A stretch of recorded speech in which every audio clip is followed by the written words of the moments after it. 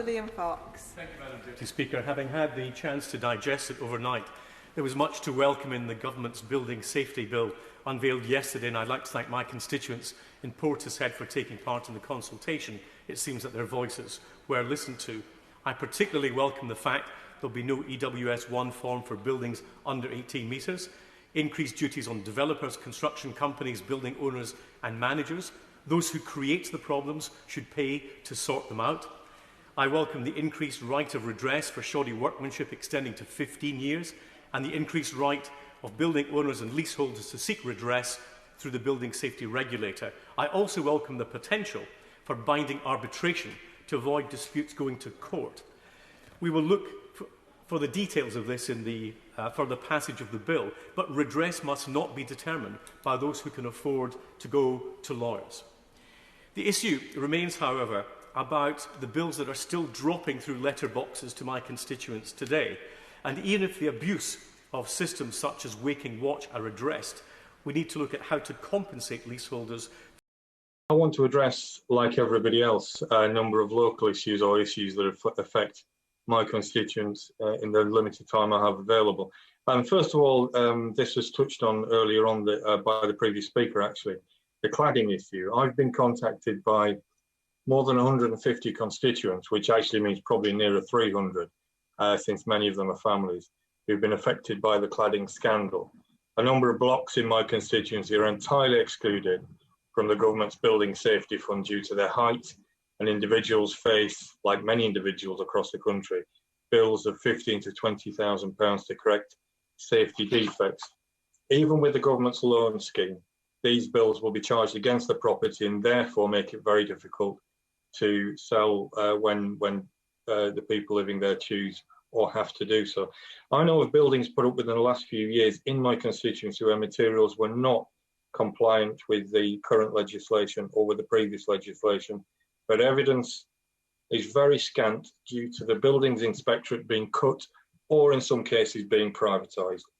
I'd also like to ask, as well as for help for leaseholders, that RSLs, registered social landlords, receive help from the government in pursuing those builders. I'm just going to talk exclusively about one issue.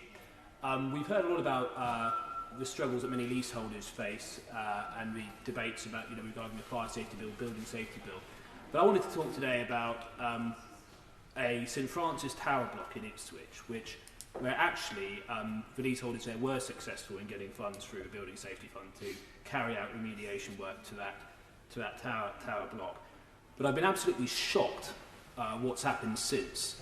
The building manager, block management, who actually manage the building, have decided to cover the entire tower block in a shrink wrap, which could be on there for up to 12 months. I was absolutely shocked. I was invited by the residents to go and see the conditions in which they have been expected to live. They have virtually no natural light. They're living in small flats, one bedroom, no balconies, and in the middle of a pandemic, in a hot summer, and they've got no natural light.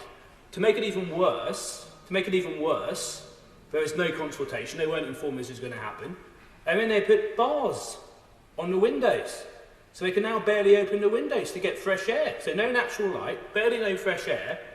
I have to say, Madam Deputy Speaker, in all the time I've been a Member of Parliament, this is probably the most shocking thing that I've come across.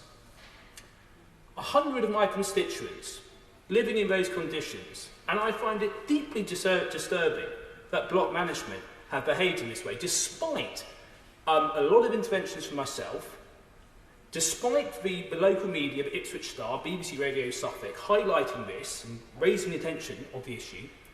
I still haven't had a proper response from them to a letter that I wrote about 6 or 7 weeks ago. I should be having a meeting with them soon, so I do think it's important, Madam Deputy Speaker, because we do hope that through things like the Building Safety Fund, there is going to be a lot of this work carried out, and a lot of this work needs to be carried out. Dangerous cladding needs to be removed, various defects have to be resolved, but we need to do this in a way that is sensitive to the quality of life and the mental health of those who are living in those structures, and we need to have a debate, and I would like to work with the government in holding to account block management to support my constituents who are at the moment going through great distress because of the behaviour of block management. They're being treated like animals, not like human beings, and it's a disgrace, and I will fight for them. And I will mention block management and their behaviour in here as many times as I need to until they meet with residents and resolve this. First. Meanwhile, the Honourable Member for North Somerset and my friend, the Honourable Member for Leighton and Wanstead, both raised the ongoing plight of leaseholders caught with a dangerous cladding and skyrocketing remediation work, or the cost, I should say. I was shocked to hear the Honourable Member for Ipswich raise the issue of St Francis Tower block in his constituency. I hope he succeeds in supporting the constituents to resolve this.